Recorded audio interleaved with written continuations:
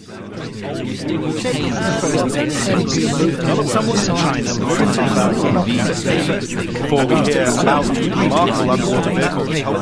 everybody and welcome to Chat It Out. Hello everybody and welcome to this week's Chat It Out. This week we've got Tribune. Hello. We've got Polo. Howdy. And we've got myself, Egg. And this week we're talking about floods because we've got lots of things we want to talk about. We've got lots of things that we could talk about, but we were just thinking that, you know, floods is affecting a lot of people at the moment in the south of England, and it affects a lot of you guys out there. So I'm sure a lot of you people out there have opinions about that. So guys, what do you think of the floods that you've heard about or seen, or have you came across any of them in your travels? Well, only on the news for me. Every time you turn on the TV, it's on the news. Yeah, I'll have to say the same. I've not really been anywhere where there's floods. To be honest, it makes me laugh how people moan when we have a day of rain, and you sort of think, well, it could be worse. You could be going down to your local shop in a rubber dinghy.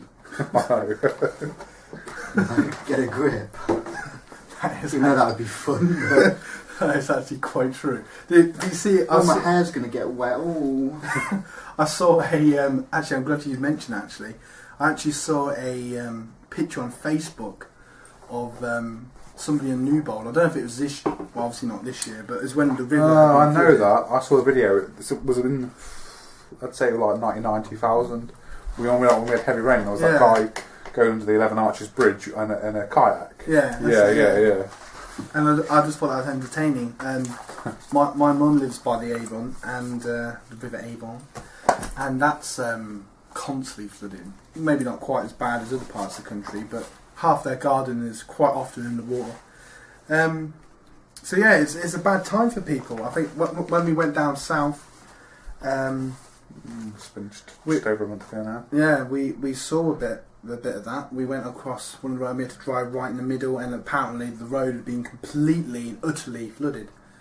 I have an actual story of floods. I remember when my brother was born 16 years ago, whatever it is now, 15, 16 years ago. He was born in Coventry, the Coventry Hospital, Walsgrave, one school. Yeah.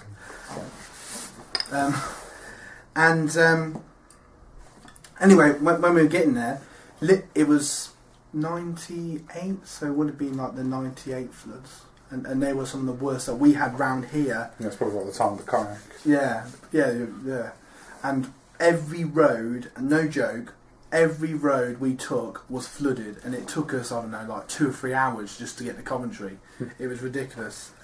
Which is a 20-minute drive. Which is a 20-minute drive, and then that just shows you. I think quite often we forget the power of nature, and if you've seen some of the waves that happen on the coast, like people have lost their houses, and I do feel sorry for them, but sometimes I just think, like, people that buy houses on floodplains I have no sympathy for, because they're a floodplain for a reason. They're there so when floods happen, it's not an issue, but for one reason or another, stupid farmers or whatever, or idiot surveyors and government will buy up land and be like, oh, I know what we could do, stick about 50,000 houses there, and then they wonder why, like, the insurance is ridiculous and why there are hundreds of people that are having to be moved from their houses because it could flood there. And we think, well, yeah, you built on floodplains, and then if the floodplains don't flood, it tends to be actual normal areas that shouldn't flood,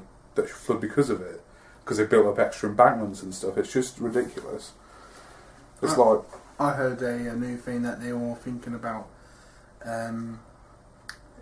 When they start to build more houses on floodplains, building more on stilts and just having like car parking underneath, so then when it does flood, no one's actual houses get flooded. But obviously that costs, and if that will happen or not, I don't know. But I must admit, here's a one for you that is interesting. Do you protect a town to save houses and lots of people and possible people's lives, or do you save small villages and farmland, which therefore gives us food?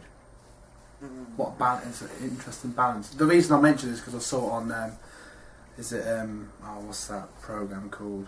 I don't really watch it very often, but that country file program. Oh, right. And they were just talking. It was an I don't interesting know. point, but I don't know what you guys think. Like with the rain, obviously, like because it's rumoured we're going to have it till May.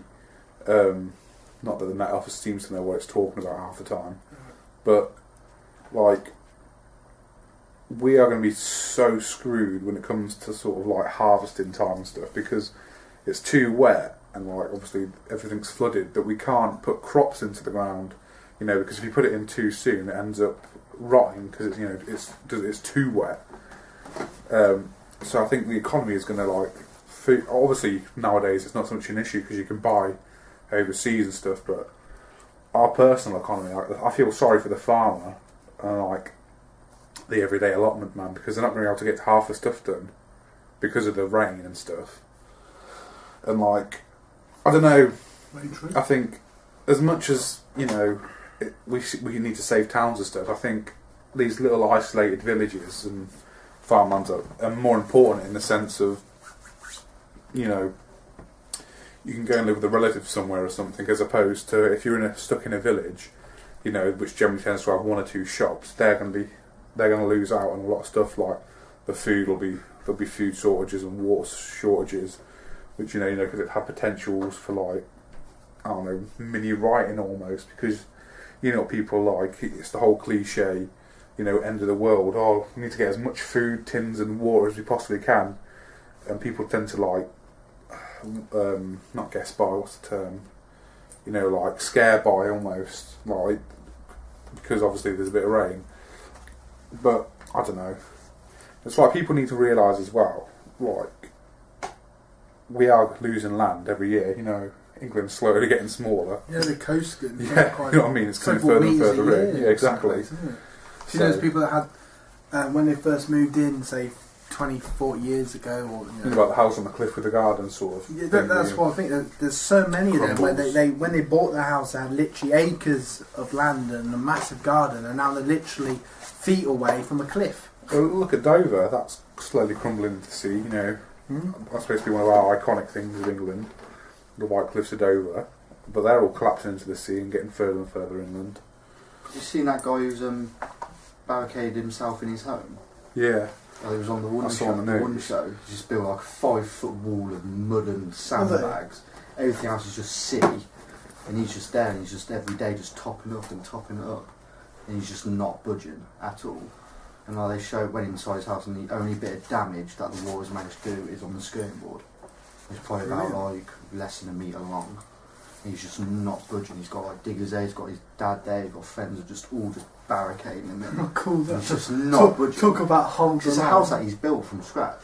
Well, I suppose it'd be the same if that was me, though. That'd be bad if it's a house that you've put all that work into, and then water's just like,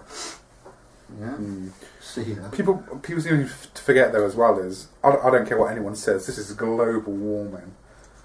Completely, like people are like, oh no, it's just bad rain. No, we as a species have like messed up the ozone so much that it's just evidence to support that. Like the ice caps are still melting, and all this like acid rain and stuff. It just messes us up, and like we're just getting too much rain now. And we seem to notice it seems to happen every year, and yet every year we get surprised. I know. We see that floods every year, and yet, oh yeah, how did this happen? Well, it's been like the wettest sort of winter that I can remember in my lifetime, anyway. Well, apparently, according to reports, apparently this year, if our figures are right, there was only 5,000 houses flooded, where in 2007 there was 50,000 houses flooded. Apparently, due to better defences.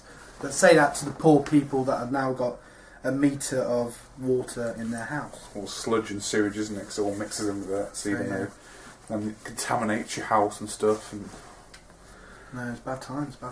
Anyway, that's all we've got time for today, and thank you for listening as always. And I just want to ask the people out there, if you've got any topic that you want us to discuss or talk about, please comment below. Comment on the Facebook, TV Random Fan Hub, or on the YouTube channel if you're listening to it on YouTube.